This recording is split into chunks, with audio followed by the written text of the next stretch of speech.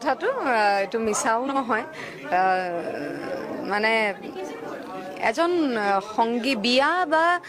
স্বামী পত্নী এইটো কথা বুলি নহয় সমাজ এখনত থাকো যেহেতু সেই নিয়মেৰে আগুৱাবই লাগিব কিন্তু আচলতে আমাক প্ৰত্যেককে এজন সংগীৰ প্ৰয়োজন বহু সময়তে বহুতো লোক থাকে লগত কিন্তু এনেকুৱা এটা সময় থাকে য'ত তাৰ মানে কোনোবাই হাতখন ধৰি হলেও ক'ব যে হ'ব মই আছো একো চিন্তা কৰিব নালাগে গতিকে সেই তেনেকুৱা সংগী এজন সবকে সকলোকে হয়তো প্ৰয়োজন যোৰহাটৰ ভাস্কৰ বৰুৱাৰ সৈতে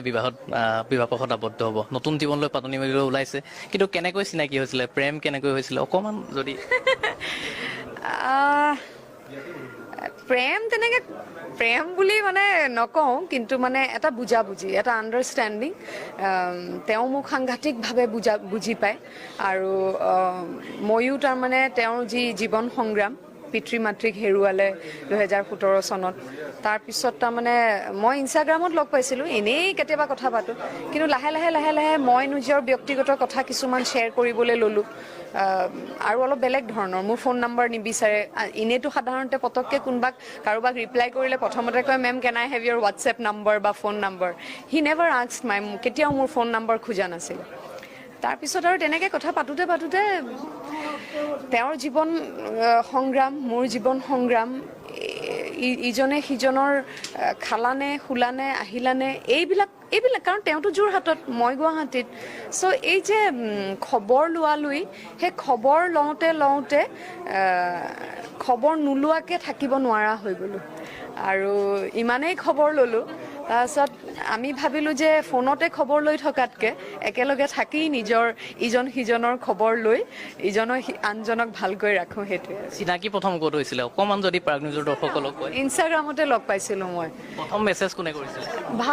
ভাস্কৰে কৰিছে তাৰপিছত দেখিছোঁ মেছেঞ্জাৰতো আগতে বহুত মেছেজ দিছে ফেচবুকতো ফ্ৰেণ্ড ৰিকুৱেষ্ট পঠাই থৈছে মই একচেপ্ট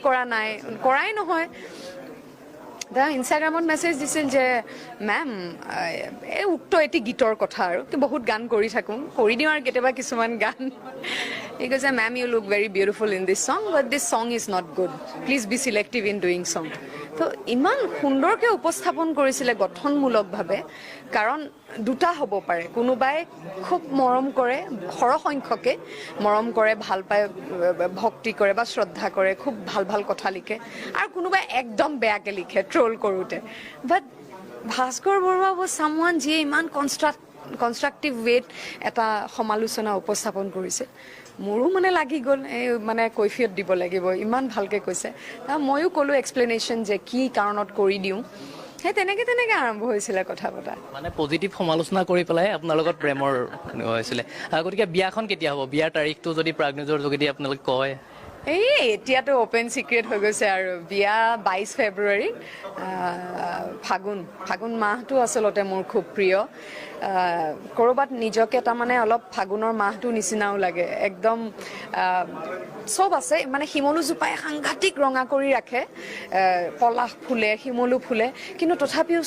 দিশ একদম উকা উৰুঙা ঠিক তেনেকুৱাই উকা উৰুঙা দিনবিলাকলৈ পুনৰ অকণমান ৰঙা ঘূৰাই আনিব বিচাৰিছোঁ যিহেতু সকলোৱে এইকেইদিন ফেচবুকত চৰ্চা হৈছে যে জাতীয় ক্ৰাছ বুলি কৈছে ভাস্কৰ বৰুৱাক গতিকে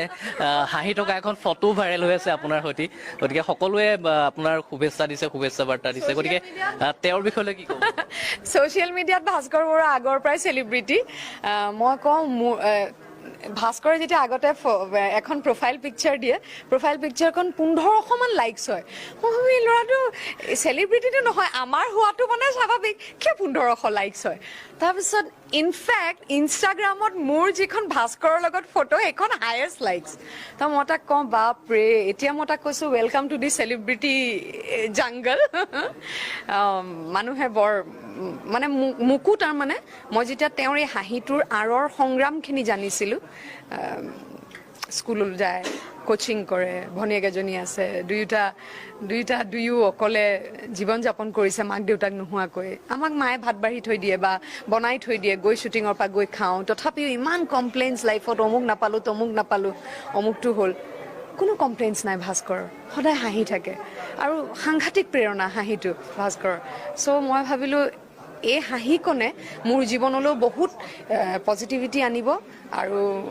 মোকো বহুত সাহস দিব। যিহেতু যোৰহাটৰ বুলি আমি গম পালো ভাস্কৰ বৰা, যিহেতু তেওঁৰ বিষয়ে ক'ব নেকি, তেওঁ এতিয়া কি কৰি আছে, ভাস্কৰ বৰাই কি কৰি আছে অকণমান?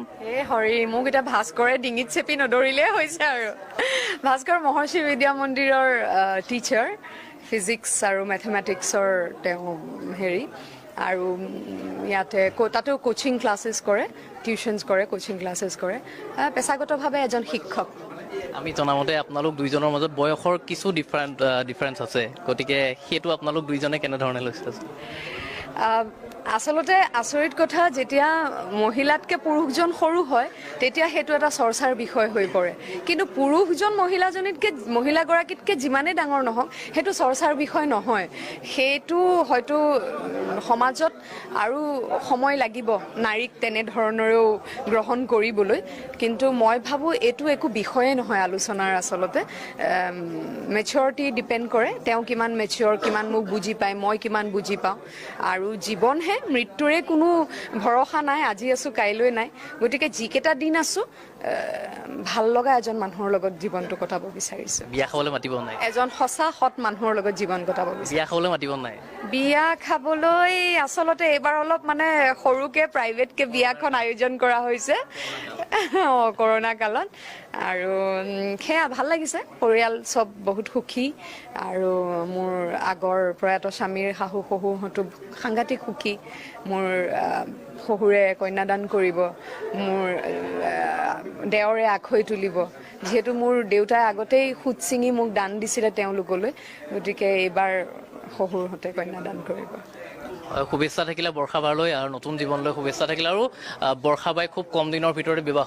বিবাহপাশত আবদ্ধ হ'ব যোৰহাটৰ ভাস্কৰ বৰাৰ সৈতে, আৰু আমি সকলো বৰ্ষাবাৰৰ পৰা জানিবলৈ চেষ্টা কৰিলোঁ। পুনৰ বৰ্ষাবাৰলৈ ধন্যবাদ জ্ঞাপন কৰিলোঁ। ধন্যবাদ, অশেষ ধন্যবাদ। অসমবাসীৰ পৰা আশীৰ্বাদ বিচাৰিছোঁ। আপোনালোকৰ আশীৰ্বাদ অত্যন্ত প্ৰয়োজনীয়, কাৰণ ভয় অকণমান থাকে মনত সদায়, সেই ভয়খিনি আপোনালোকৰ আশীৰ্বাদেৰেহে নোহোৱা হ'ব।